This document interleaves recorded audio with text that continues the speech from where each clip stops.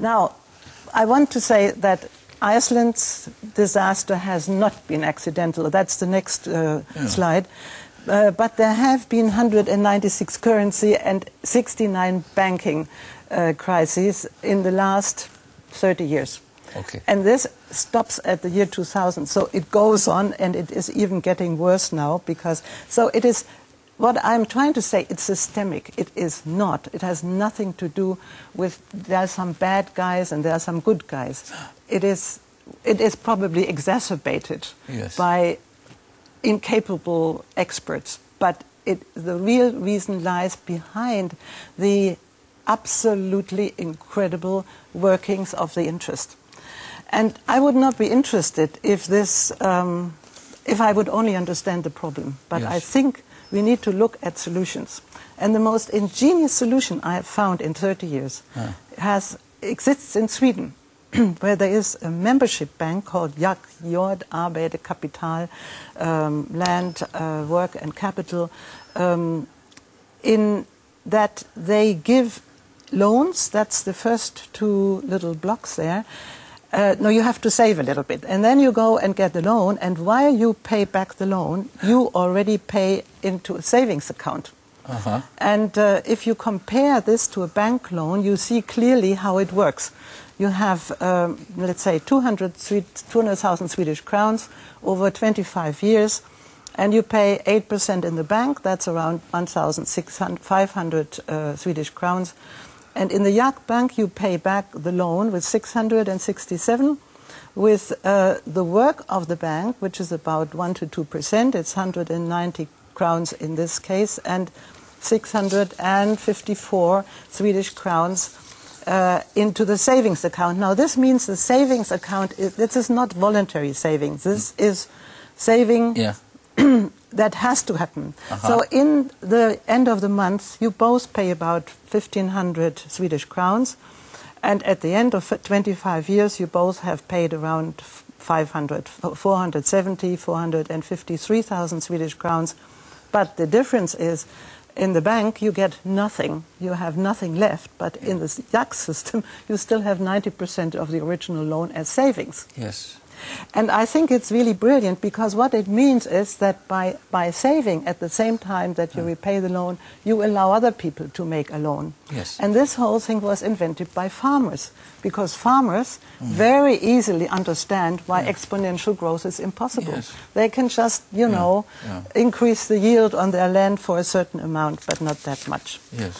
And this really shows where the problem lies. You know, there are four major parts of the interest system, of interest in the interest system. One is bank fees, the second one is a risk premium, and then the liquidity premium, which is for the person who saves or invests their money. And then there is an inflationary adjustment. And what we could leave away immediately would be the liquidity premium in a system like the JAK system. And then if you look at average households in Germany, for instance, 40% interest, they pay like 12,000 euros a year. When you could leave out at least the liquidity premium, they would pay half, 6,000. And in a JAK system, if the JAK system could be done everywhere, and imagine we would have that JAK system, and instead of bailing banks out with billions of dollars, we would put that into a JAK system. We could all have interest-free loans all over Germany, and mainly the small and medium-sized banks. So here we have the... This is one alternative. This is one alternative. You know, and I want to share you two more solutions, which I think are quite interesting. One is it's an hourly, hour currency, you could say. In 1995 in Japan, the Minister of Justice decided that there was too little money in the account for elderly people to take care of the elderly people. Their numbers were growing, and the government didn't have enough money. So he proposed a program called Furuyakipu, which means care ticket. And so if a younger person, let's say between 20 and 50 years, would help an hour for an elderly person, that hour would be credited to an account. I see. And that would be organized regionally but coordinated on a national scale. So you could send your hours to parents in another part of the country, or you could give them to friends, or you could use these hours yourselves when you got sick. Yes. So it's like it's an hour money, a time currency, which is really in that way totally inflation free, because an hour is an hour today, and in 20 years from now it will still be an hour. Yes. So that's one of the nice nice parts of it. And then the last one, and then we may maybe answer some questions, is the Wir-Wirtschaftsring in Switzerland, where you have 15 regional organizations with about 60,000 members and an average turnover of 2 billion wir per year. This system exists since 1934 in Switzerland. And what the interesting thing is, it works anti-cyclically. You know, you have the normal banks, they will give you any credit when the economy is going well. Yes. But if the economy doesn't go well, they tend to be hesitant. So the normal banks sort of support the upswing and the downswing. While in this case, if you can sell your goods for Swiss francs, why should you go into the Wir? But if you can't sell them in Swiss francs anymore, the Wir is very helpful. And it exists since 1934, which was a time, you know, just when Hitler came into power, where we had very similar problems to what we have today. And the small and medium-sized businesses couldn't get any loans from the banks, so they came together and said, we are going to give each other loans. And they created this bank, and it's this currency, basically, which is a currency now parallel to the Swiss franc. Yes. And it has worked for over 75 years, and you can really prove the anti-cyclical effects. So you can have many parallel currencies. This is what I'm saying. This is what I'm proposing, is that we look at money in a new way, and we create money that helps those issues and goals that we feel are important. You know, the present money system has one goal, and that is to make more money out of money. Yes, printing money via credit. So it works until it breaks down, and then it's not that funny anymore. And if you create other currencies, you can actually work without interest. You create a sustainable money system, and you can actually go much further in the direction of doing with it what your goal is. Whether it is helping elderly people, whether social issues, cultural issues, ecological issues. I could give you a large number of examples that show how these parallel currencies, which are not replacing the traditional ones, but are complementing it, can actually work very well. I had Bernard Lieter on this show some while ago. He was expounding on the Terra, which is it's an international global currency.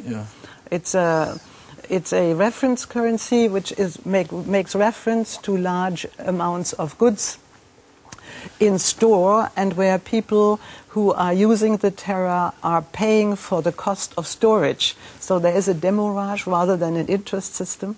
And so you will pass this money on as soon as possible, and you will not use it as a store of value. You will use it as a trade currency.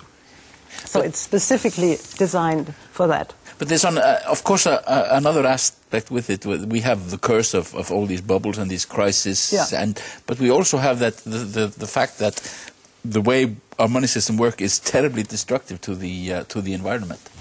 Precisely, and that is, you know, when I saw this curve, this natural growth curve that stabilizes at an optimal level, and the exponential growth, which is really the growth of cancer in nature, and it has to stop at one point, then I saw that ecology and economy in this money system can never come together. That was the reason why I went into this money system, and today I give people an example why we do not understand exponential growth. And I am asking them, if you had a choice between 10,000 euros per week for 1 year and 1 cent the first week and double that every other week for 52 weeks per year, what would you choose? Well, most people would choose the 10,000 euros, but some people have heard about the rice corn on the chessboard and so on, so they say, maybe it's the 1 cent. Well, nobody so far, I have asked virtually hundreds of people, has ever got the right answer. At the end of the 52nd week in this year, you would get $45 billion. And that is the whole gross national product of the world. So this is why we don't understand interest. And this is why we suddenly begin to sort of get an idea why we get into these huge billions of derivatives and of other financial products. And you wonder where these figures come from, how they're actually created. This is what exponential growth is all about. And this is the invisible wrecking machine in our global economy. Yes. This is an eye-opener. Thank you. Thank you for being here, Margaret Kennedy. Thank you very much.